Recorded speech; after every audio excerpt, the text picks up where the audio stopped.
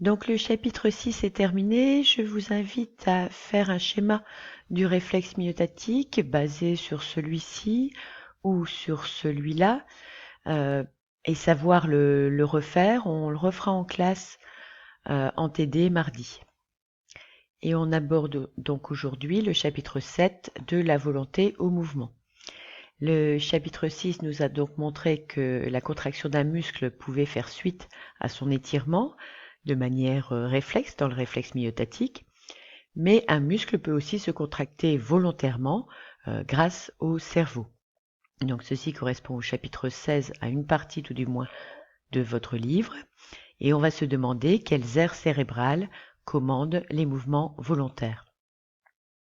Dans un premier temps, en grand 1, cerveau et mouvement volontaire, nous allons partir en exploration du cortex cérébral avec des expériences historiques réalisées par le docteur Penfield, neurologue américain, en opérant des individus du cerveau. Il posait des électrodes de stimulation sur différentes zones et il en a déduit quelles étaient les zones motrices ou sensitives du cerveau. Et en fait, ce qu'il faut savoir, c'est que toutes les zones sensitives sont sur une bande ici, à peu près au milieu du cortex cérébral. Cette bande est représentée ici avec les différentes surfaces représentées par les différentes parties du corps. Vous voyez donc une main surdimensionnée au niveau cérébral, c'est-à-dire qu'on peut faire énormément de mouvements différents avec cette main, c'est pour ça qu'elle occupe un grand territoire au niveau du cortex cérébral. La bouche également, mais par contre très peu de place pour le tronc ou les membres supérieurs. Alors certains se sont amusés à représenter en 3D la correspondance de cet homoncule moteur de Penfield. Et on voit donc des mains géantes, une bouche et une langue très représentées, par contre un petit corps tout frêle, parce que là les mouvements sont beaucoup moins importants à ces niveaux-là. Exploration plus récente, l'IRM fonctionnel, vu en première S. Vous pouvez donc retrouver la définition de cet IRM sur le site. Vous vous souvenez qu'on remarque une activité par des taches colorées.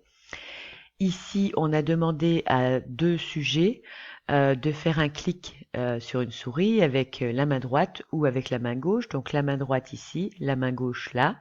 Donc la main droite active des zones de la partie gauche du cerveau. La main gauche correspond à l'activation de partie droite du cerveau. Donc on constate déjà qu'il y a un croisement des voies nerveuses entre le cerveau et la main. Et on constate qu'il y a une certaine homogénéité de position, même si certains chipoteront et diront qu'il y a une tache ici, qu'il n'y a pas là, mais globalement, c'est cette zone qui est activée pour un clic de la main droite et cette zone qui est activée pour un clic de la main gauche. Petite variation individuelle, mais globalement, mêmes aires. D'où la notion 32, l'exploration du cortex cérébral, des deux manières que l'on a vues, permet de découvrir les aires motrices spécialisées à l'origine des mouvements volontaires.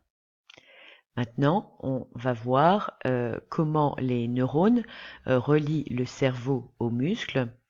On a ici une radiographie colorisée d'une lésion de la moelle épinière suite à un accident qui a entraîné chez cette personne une paralysie totale de ses 4 membres parce que le message ne passe plus, ce qui nous indique que du cerveau aux muscles, il y a passage par la moelle épinière. L'information issue du cerveau droit va contrôler les muscles du côté gauche et inversement, les motoneurones, on dit qu'ils croisent dans le bulbe rachidien. Souvenez-vous, il y avait aussi un croisement des voies visuelles au niveau du chiasma optique. Ici, c'est au niveau du bulbe rachidien que se réalise ce croisement. On parle aussi de décussation pour ceux qui veulent avoir l'air de connaître de jolis mots.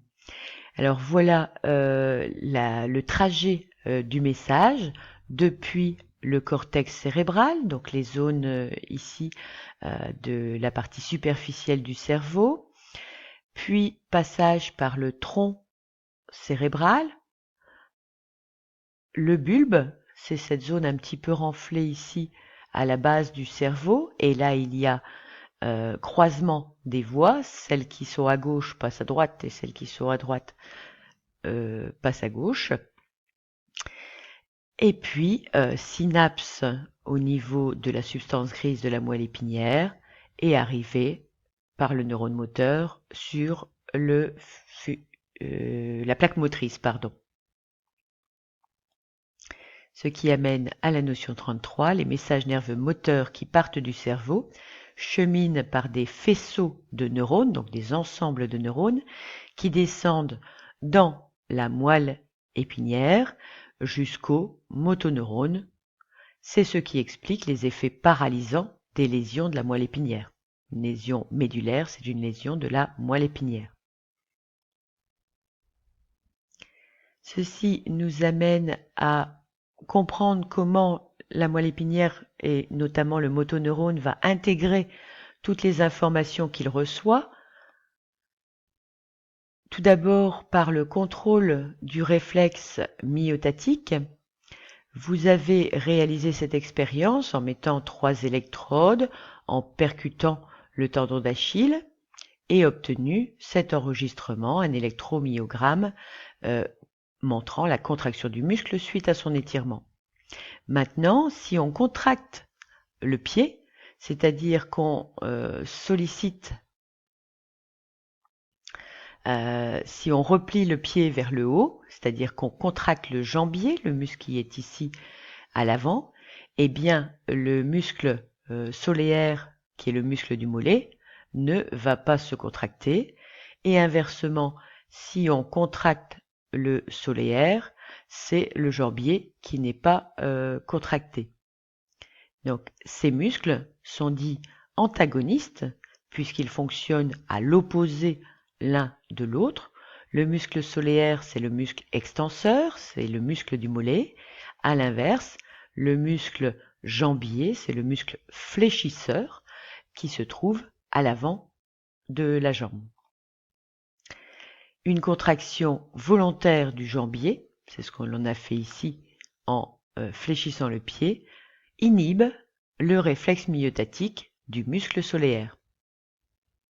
La question qui se pose, c'est comment expliquer cette inhibition? Eh bien, on va l'expliquer par ce schéma. Les messages qui arrivent du cerveau vont arriver au motoneurone, ici, et donc lui donner des informations, mais surtout les messages provenant du muscle jambier, qui est le muscle fléchisseur, vont emprunter le même trajet que le message sensitif ici, vont faire une connexion avec un interneurone inhibiteur qui va donc empêcher le motoneurone d'envoyer son message vers le muscle contracteur du pied. Ce qui veut dire que le motoneurone a reçu plusieurs messages nerveux.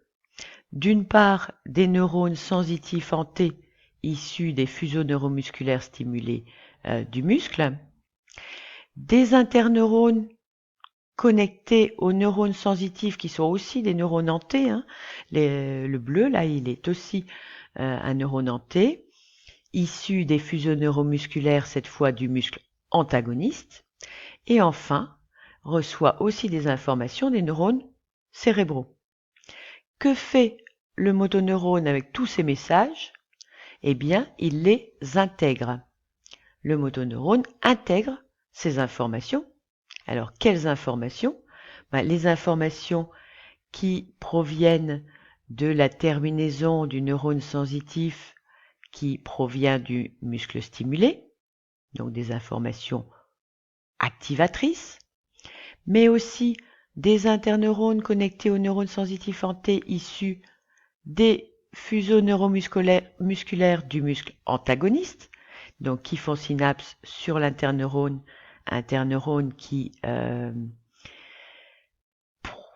fabrique un message négatif, et enfin des neurones cérébraux qui ont une activité, une fonction activatrice.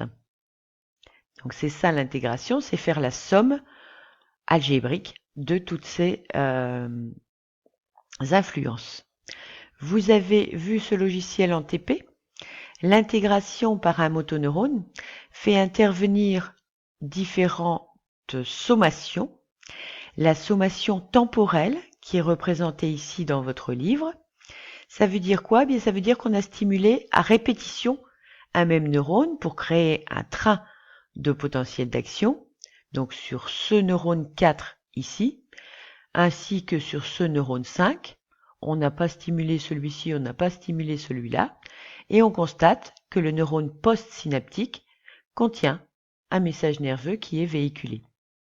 Il a fait ici, au niveau de son corps cellulaire, la somme des messages qui lui sont arrivés. Le train de potentiel d'action, s'il a une fréquence élevée, va correspondre à plusieurs stimulations successives. Chaque PA va provoquer une stimulation. Non représentée ici, la sommation spatiale, ça veut dire la sommation dans l'espace, concerne en fait les différents neurones qui envoient leur message. Alors c'est cette fois une somme algébrique, c'est-à-dire qu'on va faire la somme de tous les messages activateurs et déduire les messages inhibiteurs de tous les messages reçus des différents neurones présynaptiques. Suite à ces deux sommations, un message nerveux unique avec une fréquence donnée de potentiel d'action est créé dans le neurone postsynaptique. C'est ce que contient la notion 34. Le corps cellulaire du motoneurone reçoit des informations diverses qu'il intègre sous la forme d'un message moteur unique et chaque fibre musculaire reçoit le message d'un seul motoneurone. Ceci termine donc le chapitre 7 et va nous amener au chapitre 8 concernant la plasticité cérébrale. Merci de votre attention.